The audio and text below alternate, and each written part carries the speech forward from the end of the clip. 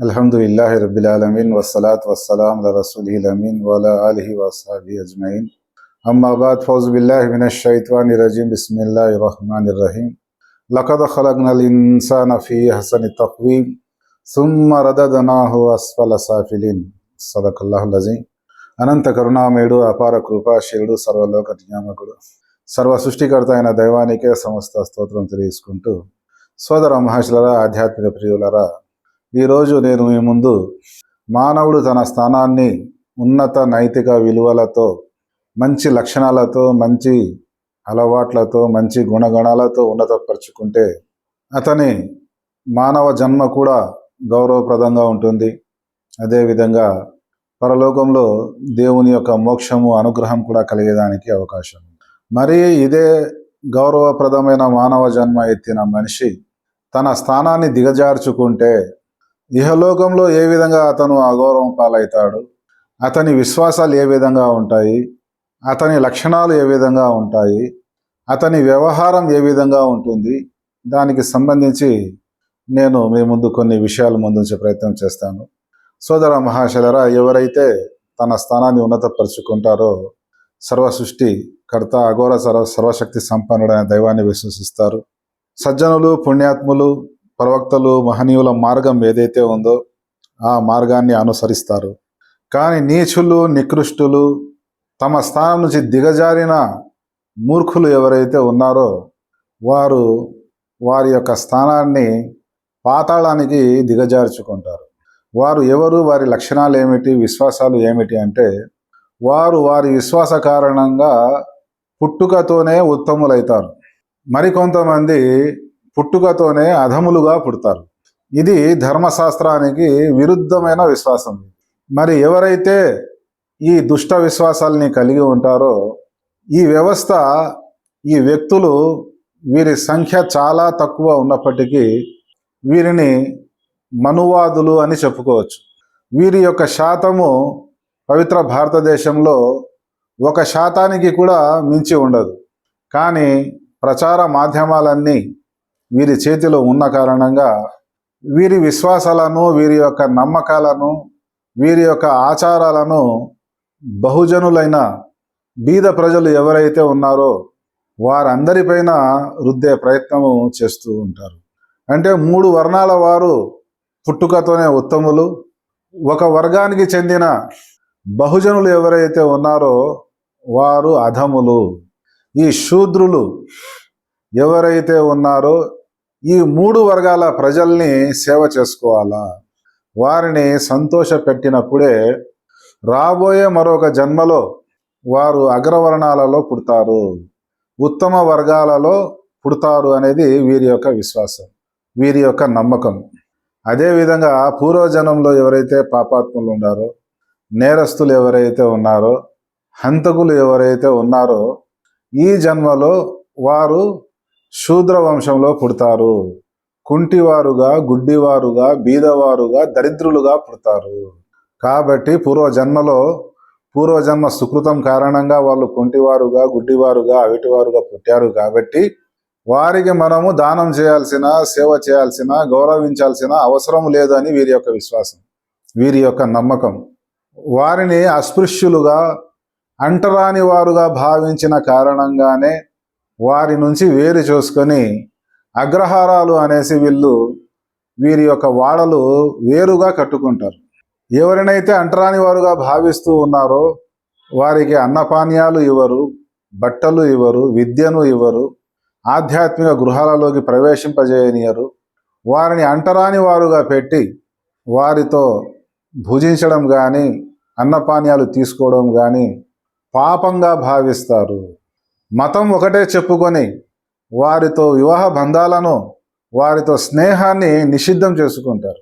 కానీ కాలానుగుణంగా కొన్ని మార్పులు చేర్పుల కారణంగా ఈ అంటరాని వారుగా, శూద్రులుగా భావించేవారు కూడా చదువుకున్న కారణంగా కొన్ని ఉద్యోగాలు వారికి వస్తే, వారు తమకంటే పై స్థాయిలో అధికారులుగా ఉంటే, వారు తమకంటే మంచి స్థాయిలో బట్టలు తొడుగుతూ, తిండుతూ సంతోషంగా ఉంటే వీరికి కడుపులో మంట ఉంటుంది, అసూయ ద్వేషాలు రగిలిపోతూ ఉంటాయి. ఒక అంటరాని వాడు, ఒక శూద్రుడు మాకు పై అధికారి అవుతాడా, మాకంటే ఎక్కువ జీతం తీసుకున్నవాడవుతాడా? ఈ విధంగా జాతి అహంకారం కారణంగా, కుల గర్వం కారణంగా ఈనాటికి కూడా పరువు హత్యలు చూస్తూ ఉన్నాము. అంటరాని శూద్రుల అబ్బాయి కానీ అమ్మాయి కానీ, వీరు అగ్రవర్ణాలుగా భావించే అమ్మాయి అబ్బాయి కానీ వివాహం చేసుకుంటే పరువు హత్యలు ఈరోజు కూడా మనము చూస్తూ ఉన్నాం. ఒక ముసలి స్త్రీ తన మనవరాలికి శూద్ర వంశానికి చెందిన అబ్బాయి వివాహం చేసుకున్నాడని తన మనవడితో 20 సంవత్సరాల తర్వాత కూడా ఆ ఇద్దరిని చంపించడం జరిగింది. అంటే ఏ విధంగా ఈ మనువాదుల హృదయాలలో ఈ అవలక్షణాలు ఏ విధంగా నాటుకుపోయాయి. తోటి మనిషిని కూడా గౌరవించాలా అనే కనీస ఇంగిత జ్ఞానం కూడా వీరిలో లేదు. అంటే వీరి మనోమస్తిష్కాలలో, వీరి హృదయాలలో ఎంత విషం నాటుకుపోయింది అనే విషయాన్ని మీరు అర్థం చేసుకోవచ్చు. మరి ఈరోజు దయ్యాలు వేదాలు వల్లించినట్లు ఈ మనువాదులు ఈరోజు అధికారంలో ఉన్న కారణంగా ముస్లిముల మేలు కోరి వక్ఫ్ బోర్డు వక్ఫ్ బిల్లు తీసుకొని వస్తూ ఉన్నాము అని ఈ దరిద్రులు చెబుతూ ఉన్నారు. వీరి దృష్టిలో క్రైస్తవులు ముస్లిములు కూడా శూద్రులే. వీరి హృదయాలలో ఎంతవరకు విషం నిండుకుపోయింది అంటే, ముస్లిముల వద్ద టెంకాయలు, పూలు, అగరబత్తీలు కొనగాకండి. మీరు కొన్నట్లయితే వారు ఆదాయం పొంది బాగుపడతారు. ఒంటి నిండా బట్టలు తొడుగుతారు, కడుపు నిండా భుజిస్తారు, ఉండేదానికి నివాసం కోసం గృహం నిర్మించుకుంటారు. ఎందుకంటే ఈ మనువాదులకు ఎవరైనా ఒక వ్యక్తి తెల్లని బట్టలు ఒంటి నిండా ధరిస్తే కడుపులో మంట.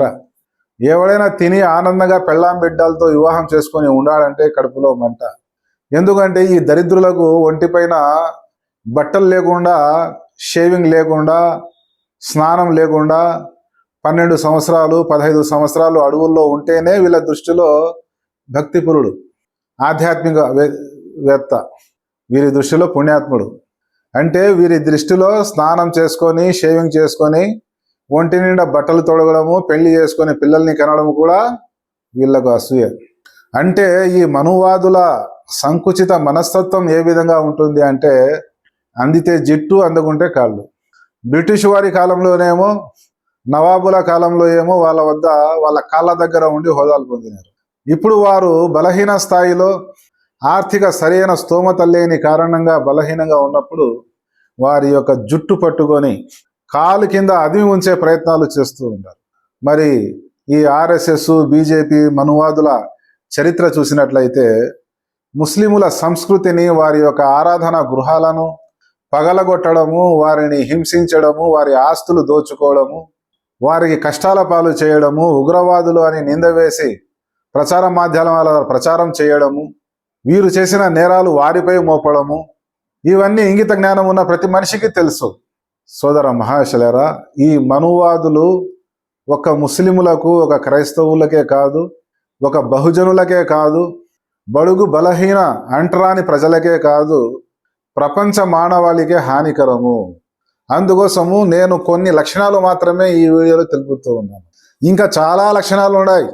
ఈ మూర్ఖులు, ఈ అవివేకుల లక్షణాలు ఎటువంటివి అంటే, బయటి దేశాలలో మాత్రం వీరికి హోదాలు, అంతస్తులు, గౌరవాలు అన్నీ కావాలా, కానీ ఈ దేశంలో పుట్టిన తోటి సోదరుని పట్ల కంచంలో కూర్చొని అన్నం తినలేడు, పక్కన కూర్చొని నీళ్లు త్రాగలేడు, వాడు ఆనందంగా ఉంటే తట్టుకోలేడు.